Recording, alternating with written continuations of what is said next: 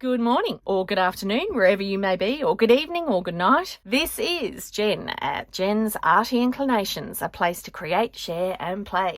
Hello everyone. Such a simple one today. I had some little buttons, and what I wanted to do was cover them or coat them with a little bit of wax. So I'm starting out by simply sanding it back a little bit, and I was seeing if this would give it enough grit to actually take the wax. So I've got these little alchemy waxes, and I love the colour of this one. And I did find that this was not enough to actually make them work. So they're plastic, so there was that.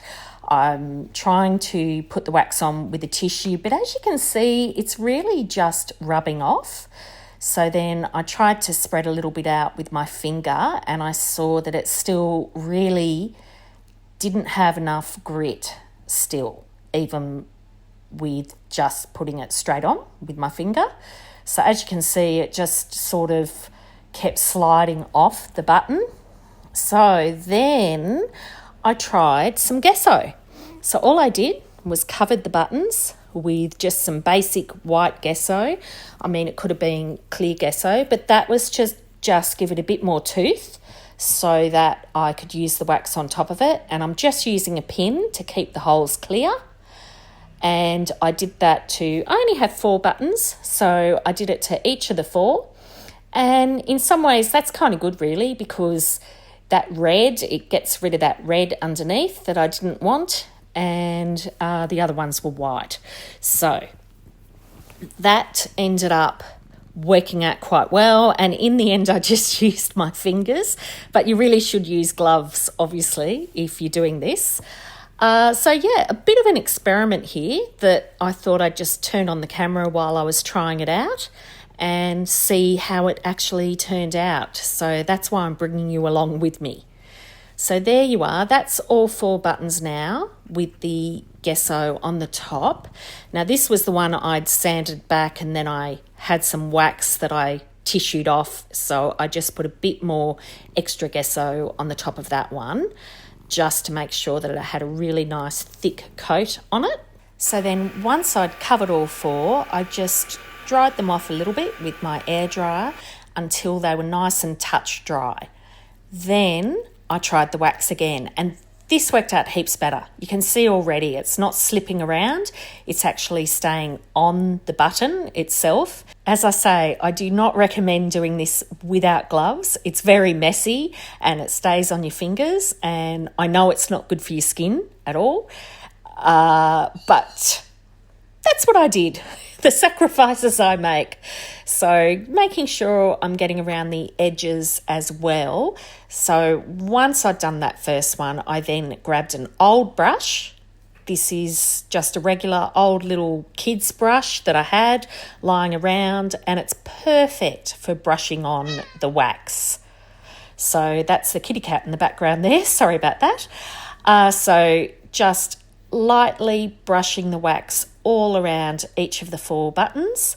And this brush, I love that too, because it has some of the strokes in the actual wax when you're putting it on, but I could splotch it in and brush it on, and I just put a little bit of the wax out on paper, and it really doesn't take a lot. Like that tiny bit of wax you saw me put out there did all 4 buttons.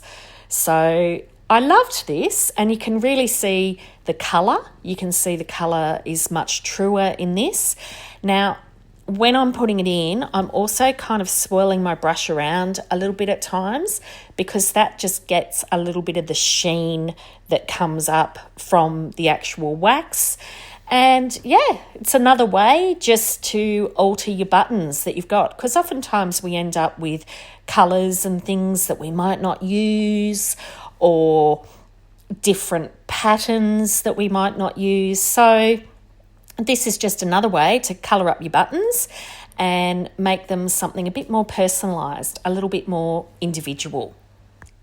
And while I'm using the brush, I'm holding down the button just with a pin. That's all I'm using, just to hold it a little bit steady while I swirl in the wax onto the buttons. And they feel lovely after you finish this. It's really nice. You could certainly put on a finishing coat, like a decoupage finishing coat or a varnish, and that would be quite lovely as well and give them a little bit of an extra touch. However, I found that these worked out really, really well just as is. I let them dry and then I pop some string through them so that they're all ready to put into a book or on top of a cluster or anything, that's like that. So there they are, all finished, and I hope you enjoyed. I'll see you again soon. Take care. I'd love it if you could leave me a comment below. Hit the like button if you enjoyed what you saw today. And of course, please subscribe if you haven't already. I will see you next time. And in the meantime, keep creating. Enjoy.